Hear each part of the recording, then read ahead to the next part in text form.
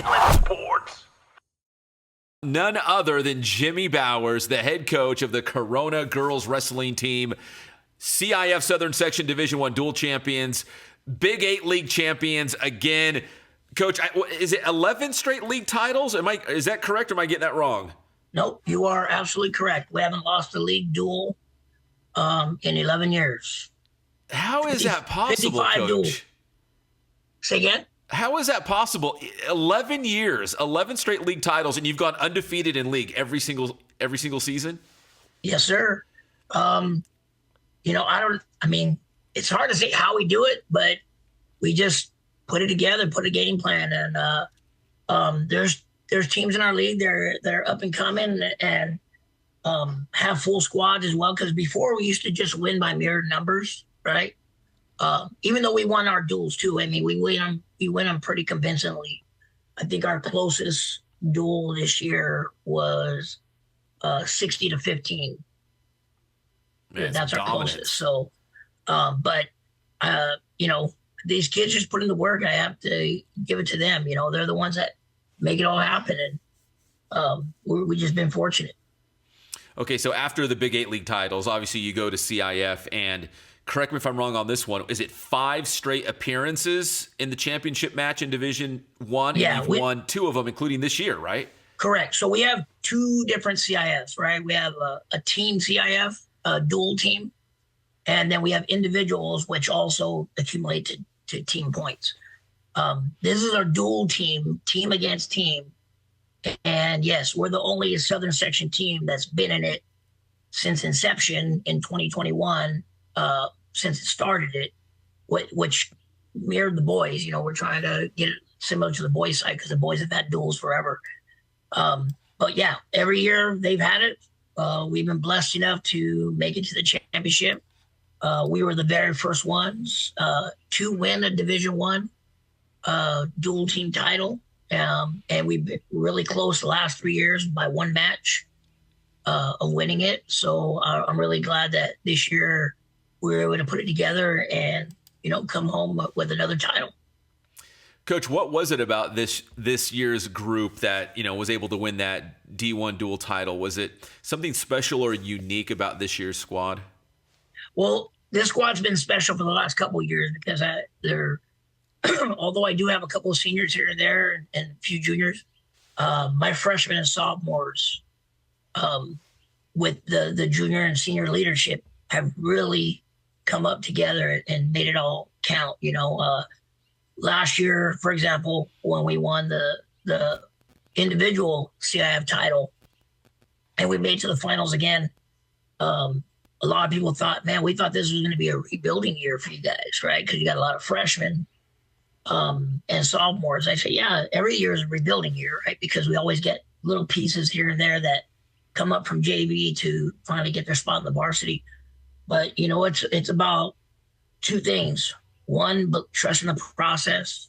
And then 2, more important, is believing in themselves that they can do it.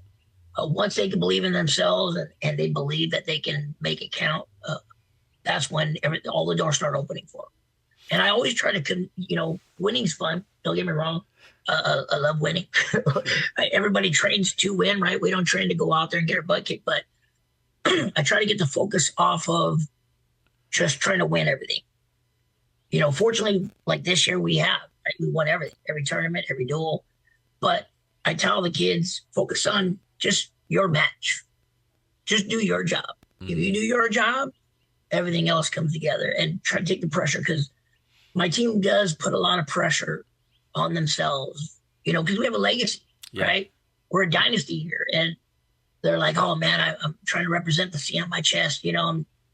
If they win, let's say they barely win.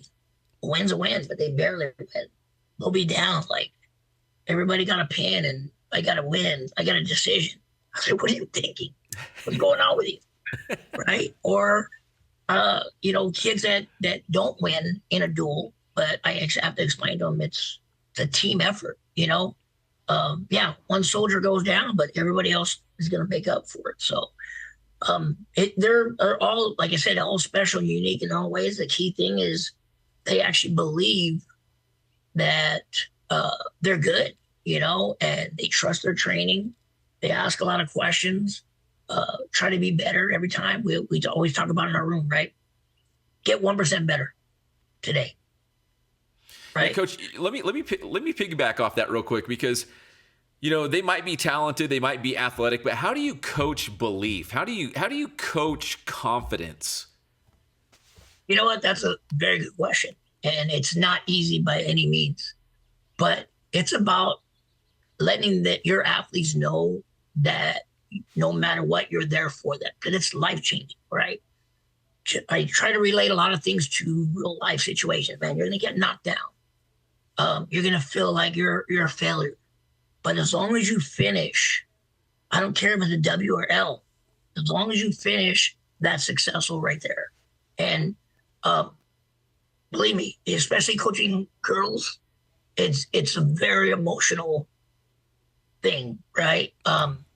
And they get me emotional. I try to tell them, oh yeah, it's good. I'm emotional only because I'm getting old, you know. But we really it's really a cohesive family unit. We're as coaches. I don't have to tell you because you talk to a lot of coaches, but we're therapists. We're father figures Yeah. or mother Yeah. figures for the female coaches. Big brothers, right? Mentors, psychologists, you name it, and we hold that a lot on our shoulders. And I have to say, man, I'm not successful because these girls are trusting and everything. Our whole village, our whole village. I got two great coaches that I lean on a lot this year that I hired within the last couple of years, and they're the ones that really helped me put it all together. Because for many years I did this all by myself. I had a coach here, coach there, whatever. But I've been through so many coaches. But I think we found the formula to make the whole thing successful. And I have to give the credit to them because they're the ones that are really helping these kids. Mm-hmm. Because they're younger than me too, and they got the new vibe, if you will. Right. Even though my kids are really close to me, my coaches are super close to me. But we have to all lean on each other and believe that we can do this together. Nobody's I hate taking the credit for all the stuff. A lot of coaches come to, hey, Bowers, you doing? And I always point to my coaches. Hey, come here. See this person? They're the ones that did it. Give them a high five because we do it all together. But yeah, coaching belief, you have to dig deep. It's not about winning. It's not about any of that. It's about how do I get past this obstacle, to get to the next thing that I want to do. That's awesome. Whatever that is, right? Yeah. So I'm extremely proud. That's awesome, Coach. That's a great answer. Let me go back to the championship for the D1 duels, and you guys were able to win the title on your home mat, like at Corona High School, right? How special was that? Man,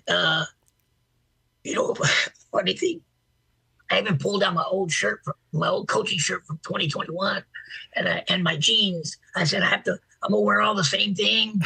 We're gonna, we get to bring it back home. But I'll tell you, it was super special because, the last time we did it there, we won it, and there's nothing like, winning in front of your home crowd, your families that otherwise couldn't make it because sometimes it's kind of far.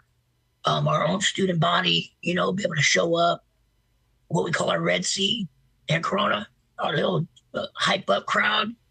They got to be there. Our cheerleaders are always there. It was really special. It was really special to have some administrators from the district there, and they're usually there anyways. But just at home, man, it was pretty overwhelmingly emotional. Let's put it that way. When the press enterprise was there, and Eric and I, we go way back because fortunately, we're pretty successful. And he asked me a question, same thing that you asked me. So what do you make of this? Being your fifth time here, you get to bring it back home and you're winning it. And I literally broke down in tears, right? And I had to tell him, I couldn't even spit it out. I just had to collect myself first, and I said, "That's what it means," you know, because when you look at the kids' faces, I mean, I got some new kids out there, and they're putting in the work. Just to see on their faces and them get excited from all their hard work, it was really special. That's it meant a lot. About. Yeah. Well, Coach, one last question for you. So what's next now? You talk about CIF individuals, masters, I guess ultimately the state meet, right? So what's coming up the next couple of weeks for you guys? Yeah, well, actually, this Friday and Saturday, our girls, we host CIF, our particular division. I think we're the Eastern Division. After we compete there's 32 girls per bracket, qualifiers from all over the place, all different areas in the Southern section. And the top 8 that get through that qualify for the CIF Masters. Because our section's so big, we have to do it in, qualifier in sections and then go to the big Masters Southern section meet. And then from there, so top 32 basically go there too out of these 4 divisions, because there's 4 divisions that all compete. So the top 8 in each one, we go to the Masters, which will be at Sonora the following weekend. And out of those top 32 girls in Southern section, those top 8 that place qualify for the state championships. So it's still, we still got this whole month, and this weekend we have a chance to win another CIF title, which we won. Fortunately, knock on wood, we won 3 years in a row already. So I'm really looking forward to it. We always have good competition there, so nothing's given. But like I told my girls, it's just another tournament for us. I battle tested them. I put my girls in the best tournaments, the toughest tournaments. And I'm not sure if you're aware, but we actually host the biggest and toughest girls tournament on the Western region. Some consider the best in the country. So, and we won that. Wasn't easy, but like I said, it's been battle tested. So I told my girls this is a smaller scale of what we're used to. So just wrestle out there and have fun and wherever things fall, they fall, but don't focus on what we have to accomplish. Just accomplish your match one at a time. All right, Coach, one more quick follow-up question, because you talked about that tournament and you just had the duels and individuals are now coming up this weekend. Are you organizing all this at the same time? Are you coaching and responsible for making sure the tournament and everything goes off without a hitch? Oh yeah, absolutely. Wow. But I've been doing this 36 years, so that's why it's so awesome that I have a great coaching staff, because I don't have to do a lot of it. I don't have to do a lot of the coaching where I normally have to do that and then have to make time for this. We put a plan together every week. We execute that plan, and I'm able to handle other things behind the scenes to make it all come together. I mean, is it every small detail, hey, do we have enough candy bars in the snack bar for the weekend? I mean, is it everything? No, I don't have to do that. I don't touch snack bar. I totally terrible about that, but I do have some awesome wrestling moms and a team mom that literally take that off my hands. Because I used to do that too up until the last 2 years. I don't have to do that. When somebody asks me a snack bar question, I give them a number. Here, call this number. I am done with that. Coaching, I can coach my butt off anytime, but when it comes to snack bar stuff and logistics, I just can't even focus. No, Coach, I can tell you're smart. Surround yourself with good people, right? That you can be like, hey, that's not me. Here's their number. You can, they'll help you out. Exactly. Well, Coach, listen, congratulations. It's been another awesome season for Corona Girls Wrestling, and best of luck this weekend and for the entire, rest of February. I don't know, is the state meet technically in February or the first week of March? Yeah, the state meet is the last week of February. Got it. Okay, up in Bakersfield again? Yes, sir. All right. That is Jimmie Bowers. He's the head coach for the Corona Girls Wrestling team here on the Inland Sports Show. Thank you so much, Coach. Thank you very much, Pep. I appreciate it. Inland Sports.